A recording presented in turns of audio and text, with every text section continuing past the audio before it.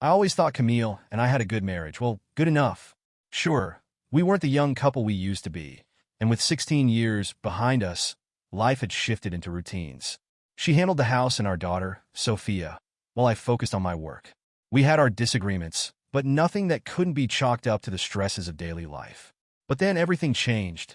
It started with little things. Comments Camille made that didn't sit right, the way she stayed glued to her phone at night, the occasional ladies' night out that seemed to be happening more often. I ignored it, dismissing my unease as paranoia. Trust was the foundation of our marriage, wasn't it? Besides, Camille always had a sharp tongue, but a way of pulling me back in with her charm. That trust cracked a few weeks ago. Sophia, our 14-year-old daughter, stumbled into my office one evening, holding Camille's tablet. "Dad," she began hesitantly, "I think you need to see this." The blood drained from my face as I read through a series of emails Sophia had uncovered. Messages between Camille and someone named Mistress R. They weren't just casual exchanges. They were plans, explicit, calculated, and manipulative. Mistress R was coaching Camille on how to train me, her husband, into submission. I couldn't believe what I was reading. My wife had been consuming content about dominance and power plays, mapping out a strategy to reshape our marriage into something unrecognizable. At first, I wanted to dismiss it as a misguided fantasy, but then I saw the dates, the precision, and the level of detail. Camille wasn't just fantasizing, she was acting. I dug deeper, breaking into Camille's secret email account. And that's when I discovered Derek Mills. Derek wasn't just anyone. He was Camille's lover, and judging by their messages, she planned to involve him in my life in the most humiliating way imaginable. According to Mistress R's instructions, Camille intended to emasculate me, bringing Derek into our home as her lover while manipulating me to accept it. She thought she could break me with her tactics, playing on my kindness and love for her to turn me into a compliant shadow of myself. My hands shook as I closed the tablet. My heart was racing, and my thoughts were a whirlwind of anger, betrayal, and confusion. How could the woman I'd built my life with think so little of me? How could she hide this venom behind the facade of our marriage? But I wouldn't let her win. If Camille thought she could pull this off without consequences, she was in for a rude awakening. It was time to take control. The betrayal coursed through me like fire, but I knew I couldn't act out of anger. If I confronted Camille without proof, she'd twist the narrative. She was good at that, playing the victim, redirecting blame. No, I needed to stay calm, gather evidence, and bide my time. The first step was to protect Sophia. She'd seen enough already. I hugged her tightly and thanked her for trusting me, even though my voice trembled. "Don't worry, sweetheart," I assured her. "I'll handle this. But please, don't mention it to your mom. I need time to figure out what's going on." Sophia nodded, her wide eyes filled with worry. "I don't want anything bad to happen to us, Dad," she whispered. It broke my heart, but I had to keep her shielded from the full extent of Camille's betrayal. For now. After Sophia went to bed, I got to work. Every instinct screamed at me to rip into Camille right then and there, but instead, I quietly combed through her digital life. The secret email account was a goldmine of incriminating information.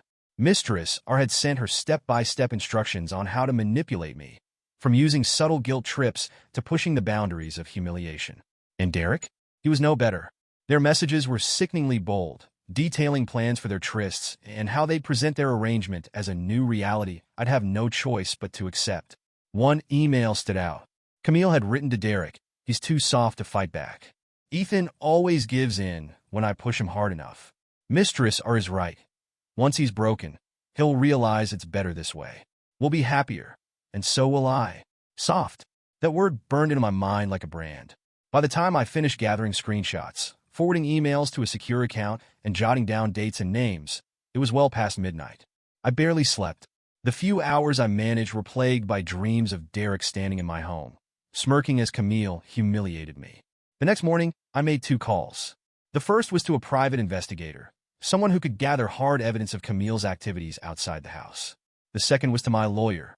It felt surreal explaining my situation, like a character in some twisted drama.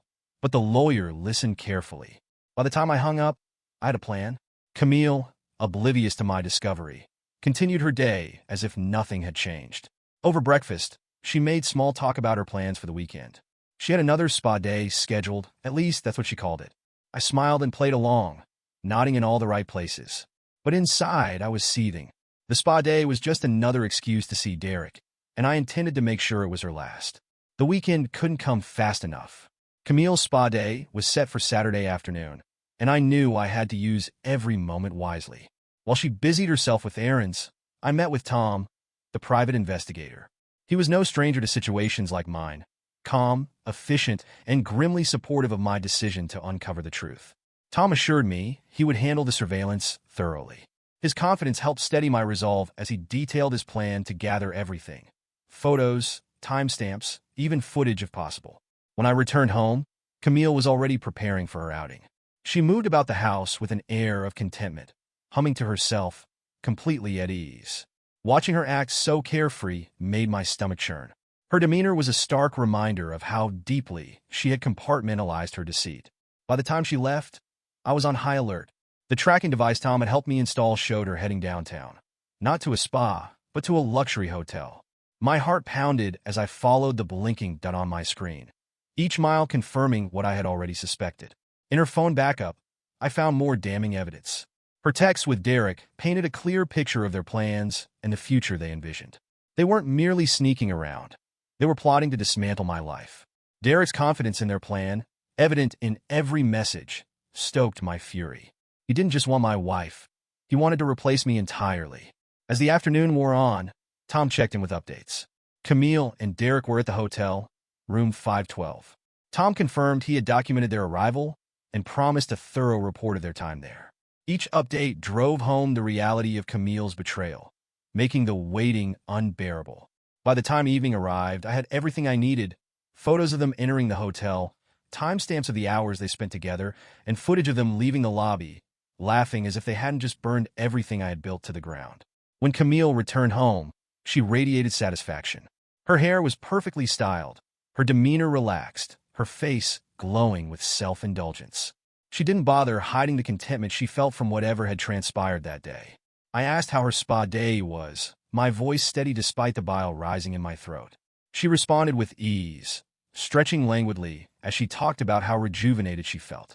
Her casual lies were almost too much to bear, but I forced myself to smile, to play the part of the oblivious husband. Timing was everything. I wasn't ready to confront her, not yet. Her lies were piling up like kindling, and when the truth came out, I intended to light it all ablaze in a way she would never forget. The days following Camille's spa day were excruciating. She floated around the house as though she hadn't dismantled everything we'd built together. Her demeanor was unervingly normal, laughing with Sophia, casually chatting about work, even suggesting we plan a family outing for the weekend. I played along, biting back every bitter word that threatened to escape. This wasn't the time for confrontation. If I tipped my hand too early, Camille would find a way to wriggle out of accountability. She was cunning, after all, and I had no intention of giving her the upper hand. I doubled down on gathering evidence. The private investigator, Tom, delivered everything I needed: a neatly organized file of photos, timestamps, and even snippets of Derek's text from a device Tom managed to clone. The audacity of their messages boiled my blood. "Derek, we should take that trip soon. A week away. Just us." "Camille, I'm working on it." He's too soft to fight back. Once I push the right buttons, he'll be begging me to leave. Soft. That word again. Each time I saw it, it felt like a slap across the face. But if Camille believed she could manipulate me into handing over my life on a silver platter, she'd underestimated just how soft I was. I contacted my lawyer again to finalize the strategy. She was impressed by the thoroughness of the evidence I compiled. "Ethan, this is more than enough to turn the tables in your favor," she said. "Camille's actions won't just cost her the marriage. They could ruin her professionally, too." The thought of Camille facing real consequences was satisfying, but I wasn't ready to strike just yet. I needed more, something undeniable, something public. Then fate handed me an opportunity. Camille announced one morning that she'd invited Derek over for dinner the following weekend. She framed it as a casual social visit, claiming he was just a friend who deserved to meet her family. My heart pounded as she explained her plan, her lies weaving a web so intricate that she didn't even notice my reaction. I nodded, feigning disinterest, and casually asked, "What do you want me to cook?" She smiled brightly. "Oh, don't worry about it. I'll handle everything." Her confidence was staggering. She truly believed she had me fooled, that I was oblivious to her schemes. I didn't argue. In fact, I embraced her plan. If Camille wanted Derek in my home, then so be it. It would be the perfect stage for the truth to reveal itself. The week crawled by as I prepared for what was to come. I arranged for Sophia to stay with a friend that evening. There was no way I'd let her witness the chaos that would unfold. I coordinated with Tom, ensuring that he'd be nearby to capture every moment. By the time Saturday arrived, I was ready. Camille busied herself in the kitchen, humming a tune as she set the table for her guest. Her demeanor was almost cheerful, as if she truly believed the night would go off without a hitch. But she had no idea what was coming. That evening, as the clock struck 7, the doorbell rang. Camille rushed to answer it, her smile widening as she greeted Derek.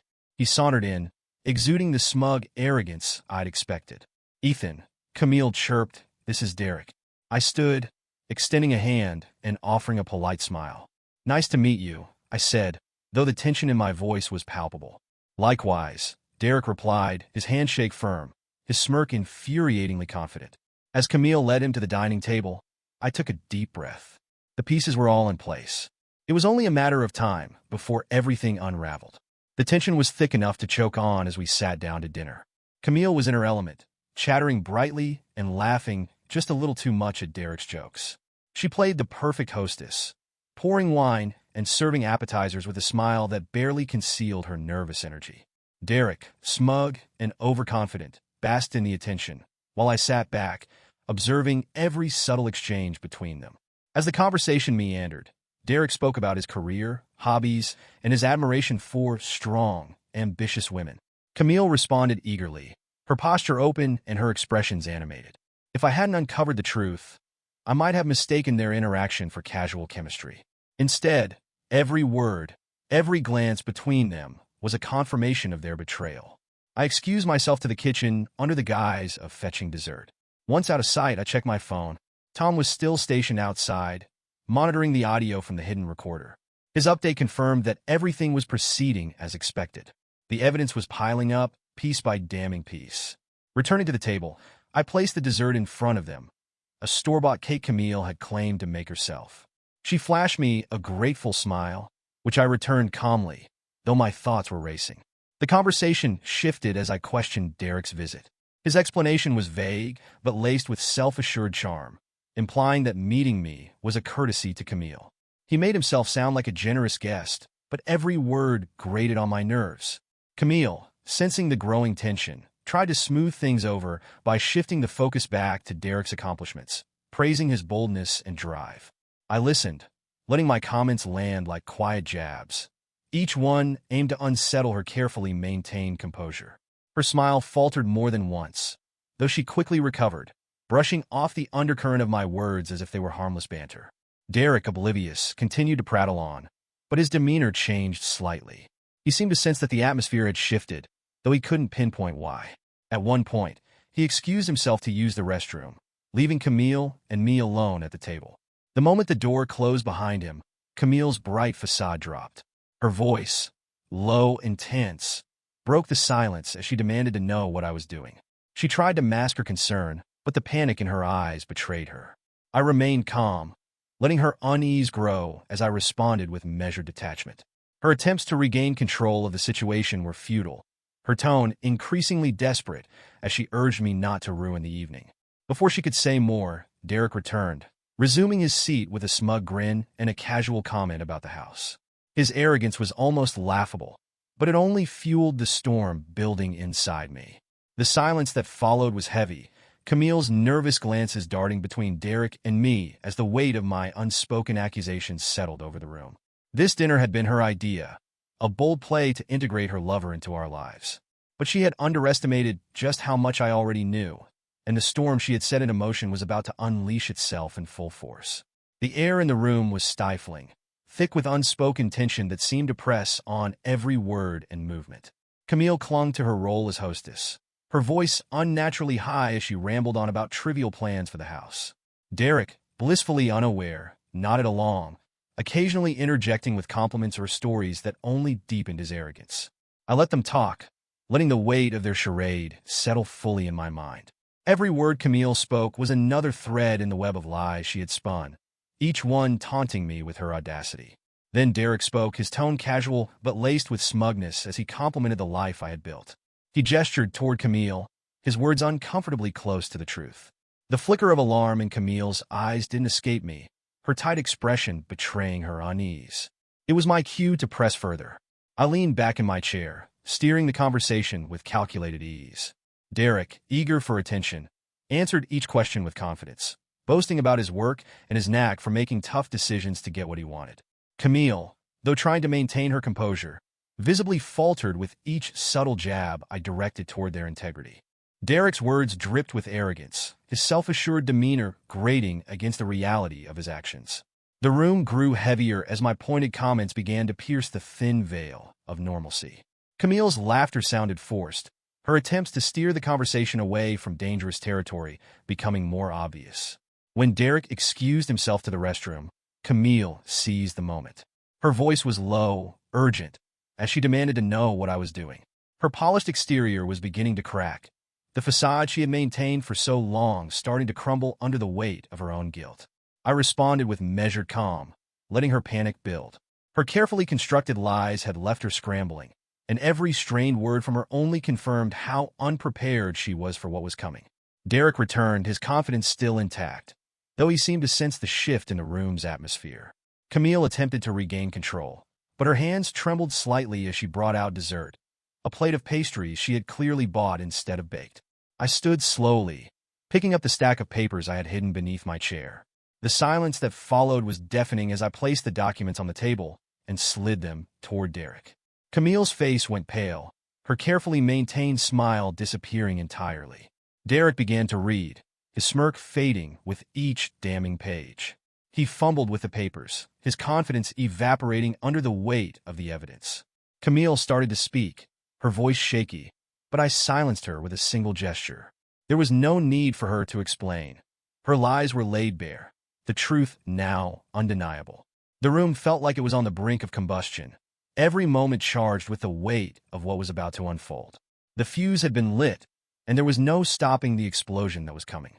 The silence in the room was oppressive as Derek flipped through the stack of papers, his earlier confidence draining with every page he read. His smug demeanor had crumbled, replaced by the dawning realization of just how much trouble he was in. Camille sat frozen, her complexion ashen, her hands clasped tightly in her lap, her body tense as if bracing for a blow. Derek mumbled something incoherent about being spied on, his tone defensive. The accusation barely registered. I didn't need to defend my actions. The evidence spoke for itself. Camille finally managed to utter a weak protest, but her voice was hollow, devoid of the conviction she usually wielded. The weight of my anger bore down on both of them as I laid bare the extent of what I knew. The emails, the messages, the plans they had so carefully crafted to dismantle my life. My words were measured, sharp as knives, each one cutting through the last shreds of their self-deception. Derek shifted uncomfortably, offering a weak excuse that he hadn't known Camille was married at first. The attempt to shift blame was pathetic, and my response left no room for doubt. He had known exactly what he was doing, just as Camille had. Camille sat there, tears glistening in her eyes, stammering that she never intended to hurt me. Her words rang hollow, empty of meaning against the weight of her actions. Months of lies, manipulation, and betrayal couldn't be undone with a half-hearted apology. I didn't wait for her to offer more excuses. Picking up my phone, I began to make the calls I'd been planning all along. First, I arranged for Sophia to stay with her friend overnight, shielding her from the disaster unfolding at home. Then I called Rachel, Derek's wife, to inform her of everything. Derek's panic was immediate and palpable. He stood abruptly, attempting to stop me, but his words were meaningless. He had crossed the line, and now he would face the consequences. Camille's horror was evident, her protests desperate as she begged me to reconsider. The conversation with Rachel was brief but thorough. I didn't spare any details, ensuring she had the full picture of Derek's betrayal and where she could find him. Her sharp intake of breath and the tremor in her voice confirmed that my words had struck home. When I ended the call, Derek's anger bubbled to the surface, accusing me of going too far.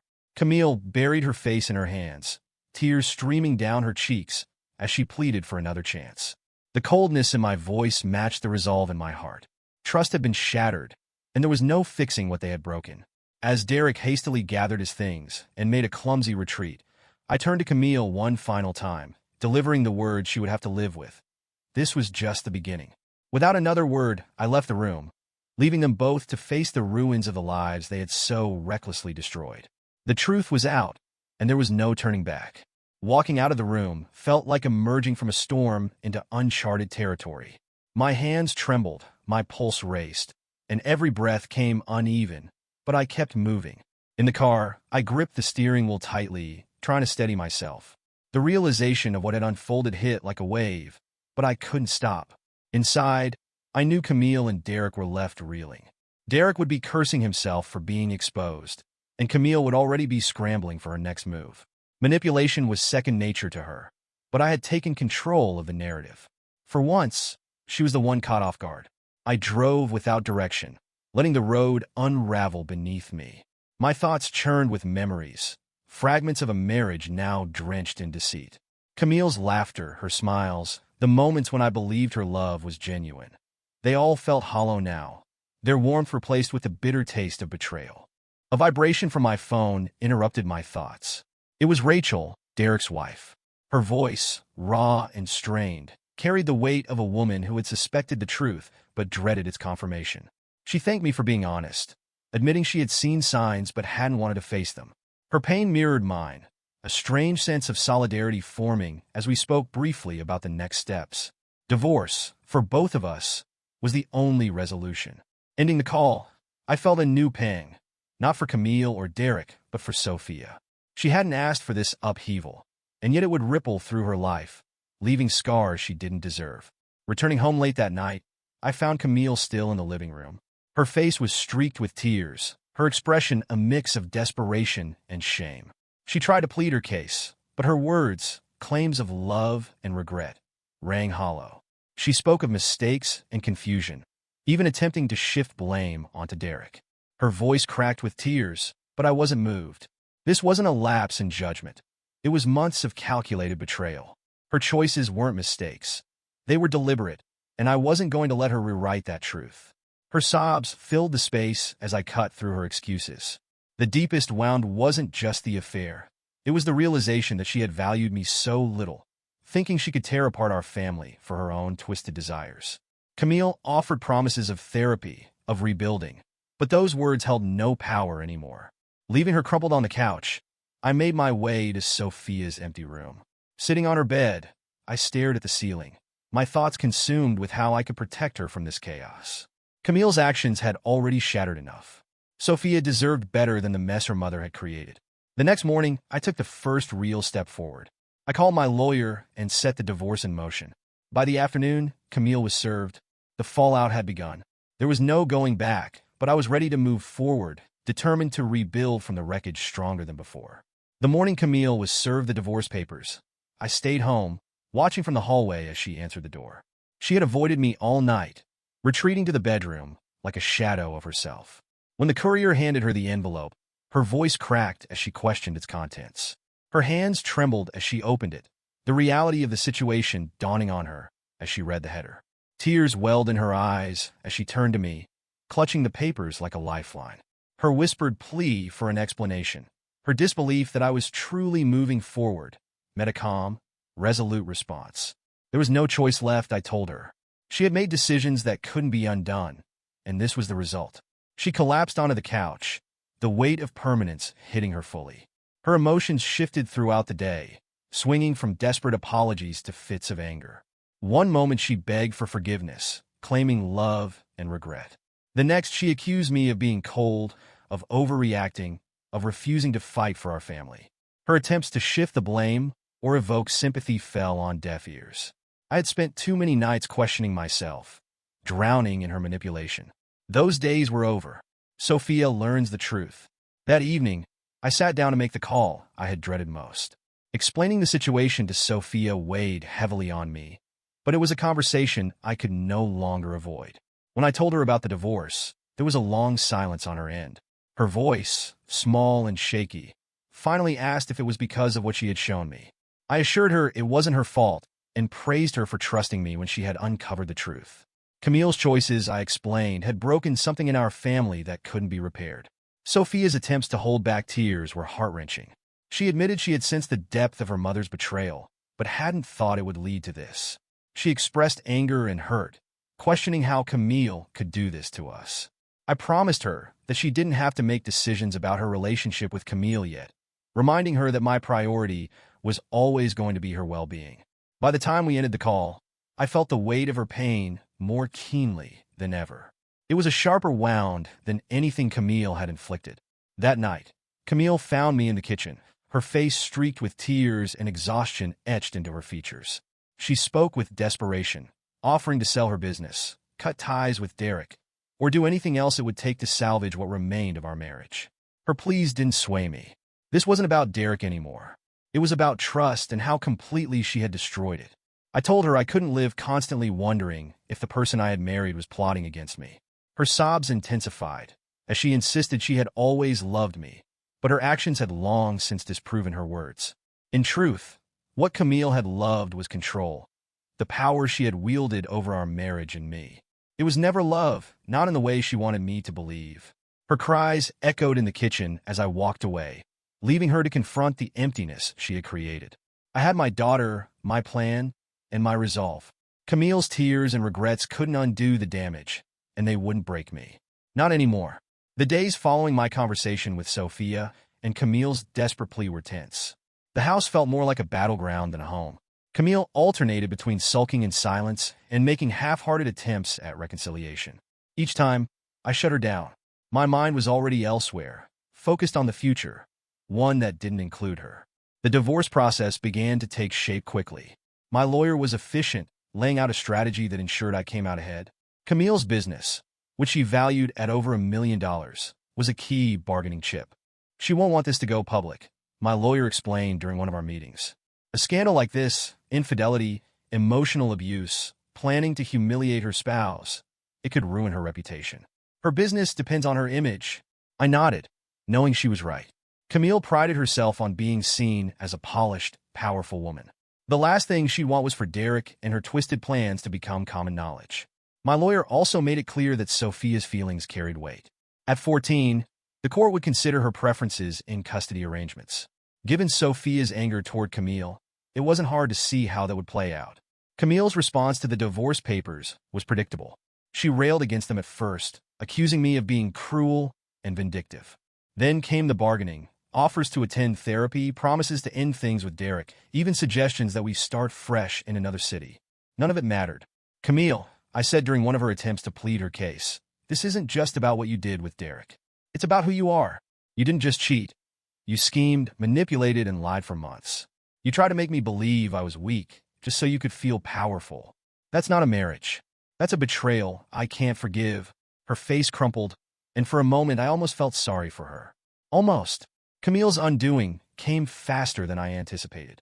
Derek's wife, Rachel, wasted no time exposing him to his employer. The fallout was brutal. Derek was fired within days, the company wanting nothing to do with the drama he'd brought into their professional environment. Camille wasn't spared either. Rachel leaked enough details to damage Camille's business, sharing screenshots of emails and texts that highlighted Camille's unethical behavior. Clients began dropping her, and within a week, her once thriving company was in shambles. She confronted me one evening, tears streaming down her face. "You did this," she accused, her voice breaking. "You ruined me." "No, Camille," I replied calmly. "You ruined yourself. You thought you could play games with people's lives without consequences. Now you're just facing reality." Her tears didn't move me. For years, I had been her safety net, the one who picked up the pieces when things went wrong. Not this time. The day we stepped into the courtroom, Camille looked like a shadow of her former self. Gone was the confident, poised woman I had once married. In her place was someone desperate, defeated. She tried to argue for a fair split of assets, claiming she had built her business from the ground up and deserved to keep it. My lawyer countered with the evidence we'd gathered, emails, texts, and financial records that painted a damning picture of her betrayal. When it came to custody, Sophia's voice was the final nail in the coffin. She spoke candidly about her anger and disappointment toward her mother, making it clear she wanted to stay with me. The judge ruled in my favor, granting me primary custody of Sophia and a significant portion of Camille's assets, including a stake in her now-struggling business. The victory was bittersweet, but it felt like justice. As we left the courtroom, Camille approached me one last time. "Ethan," she said softly, her eyes red and puffy, "please help me fix things with Sophia. She won't even talk to me. I can't lose her too. I looked at her, my expression blank. That's not my responsibility, Camille. You made this mess. You'll have to clean it up yourself. She nodded, defeated, and walked away. In the weeks that followed, life slowly began to take shape again. Sophia and I moved into a smaller house, one filled with warmth and honesty instead of secrets and lies. Camille tried reaching out to Sophia several times, but her attempts were met with silence. Sophia wasn't ready to forgive, and I wasn't about to force her. As for me, I felt something I hadn't in years: freedom. The weight of Camille's manipulation was gone, replaced by a sense of clarity and purpose. My marriage had ended in betrayal, but I had emerged stronger, more resilient. I wasn't the man Camille had tried to break. I was the man who refused to be broken, and I was ready to start again. The weeks after moving into the new house were a whirlwind of change. The process of unpacking was less about organizing possessions and more about laying the foundation for a new life.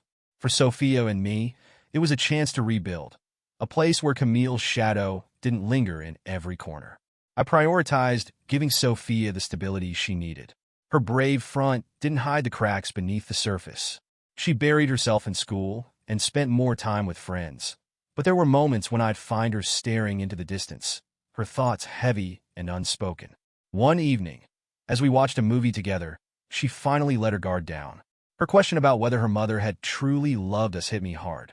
It wasn't easy to answer, but I reassured her that love and selfishness can coexist, though one often overshadows the other. Camille's choices had caused pain, but that didn't erase her care in the moments that had been genuine. Sophia admitted she couldn't forgive her mother, and I told her that forgiveness wasn't an obligation. It was her choice, one she could make in her own time, or not at all. She leaned against me as we sat in the quiet, the comfort of understanding between us unspoken. While Sophia and I focused on moving forward, Camille's life continued to unravel. News filtered through mutual friends. She had sold her failing business, moved into a modest apartment, and was struggling to regain her footing.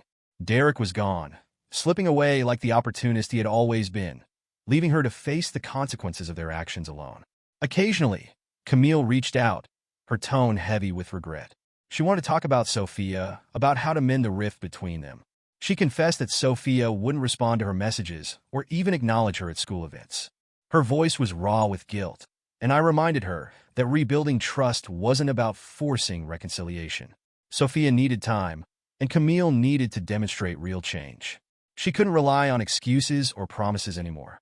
She had to prove herself through honesty and actions. Camille apologized for everything, words that might have meant something once, but now felt hollow. Sorry wouldn't undo the pain she had caused. Still, it was a small step, one that might eventually lead her toward redemption, though it wouldn't be for me to judge. With Camille's chapter firmly closed, I turned my focus inward. For years, I had been tethered to the roles of husband and father, neglecting the person I had been before. Now, I threw myself into work, taking on projects that reignited my passion. I returned to the gym, reclaiming parts of myself that had been lost in the chaos of the marriage. Dating wasn't on my radar, but I was learning to appreciate solitude and self-discovery. I began to see myself not as the man who had been betrayed, but as someone who had weathered that storm and come out stronger. Sophia and I created new traditions in our home: weekend pancake breakfasts, nightly walks around the neighborhood, and impromptu movie marathons. These small rituals became the heart of our new life, reminders that even in the aftermath of pain, we could find joy and connection. The scars of the past remained, faint reminders of what had been lost, but they no longer defined us. For the first time in years, I felt a quiet sense of hope, not just for Sophia, but for myself and the man I was becoming. This wasn't just rebuilding. It was starting fresh, looking forward without regret, and embracing the possibilities ahead. Months passed, and life settled into a new, steady rhythm.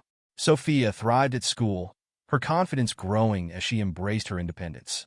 She poured her energy into art classes and debate competitions, and watching her succeed brought me a deep sense of pride and joy. For the first time in years, I felt like I could truly focus on her happiness without the constant weight of tension at home. For myself, I found comfort in the small victories of everyday life. Without the undercurrent of manipulation that had defined my marriage to Camille, my home felt lighter.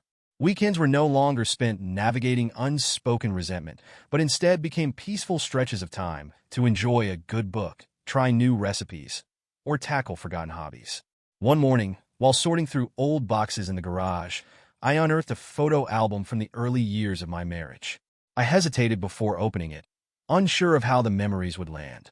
The images inside showed a younger version of myself, hopeful, smiling beside the woman I once thought I'd grow old with. Surprisingly, the memories didn't sting. They felt distant, like a chapter from someone else's story. When I turned to a picture of Sophia as a toddler, grinning widely on my lap, I smiled. Not everything from those years was lost. I closed the album and placed it back in the box, a quiet gratitude settling over me. As time passed, a few friends from my past began to reach out, people I hadn't seen in years. Camille's subtle control during our marriage had narrowed my social circle, but with her gone, I felt free to reconnect. One of those friends, Daniel, invited me on a weekend hiking trip with a group of old college buddies. At first, I hesitated, reluctant to step out of the routines I'd just started to build. But Sophia's encouragement gave me the final push. The trip turned out to be exactly what I didn't realize I needed. Sitting around a campfire with friends who had known me before my marriage reminded me of the person I used to be. Someone who laughed easily, who wasn't weighed down by betrayal. On the trail, surrounded by nature and the steady camaraderie of old friendships, I began to feel like myself again. The conversations were light and reflective. When Daniel commented that I seemed lighter than the last time we'd spoken, I realized he was right. The heaviness that had clung to me for so long was starting to lift. Life continued to unfold in ways I hadn't expected. About 6 months after the divorce was finalized, I attended a fundraiser at Sophia's school. The event was formal but relaxed, a chance for parents to mingle while bidding on silent auction items. Toward the end of the evening, I found myself talking with a woman named Claire, whose daughter was in Sophia's class.